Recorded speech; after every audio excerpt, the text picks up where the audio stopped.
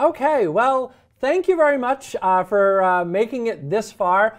If you have, I do want to apologize for any bad jokes that we might have delivered here. But otherwise, hopefully you've picked up a couple of new little tips and tricks with regards to Python. Yeah, and now that you've had a chance again to look at some new features, the big thing to do is to practice it. Otherwise, you're going to forget what you've learned. That's the best way to reinforce it. So you want to go out, find some quick starts, write some tutorials, and get in there and try out some of the things you just learned. Yeah, right along those lines, we've actually got some quick starts and tutorials ready for you that if you go check out the GitHub repository, on there you're going to notice that we've got all sorts of little links into both the documentation as well as to a lot of neat little Microsoft Learn modules, some various quick starts, and other tutorials that you can work through that are really kind of a great next logical step from here.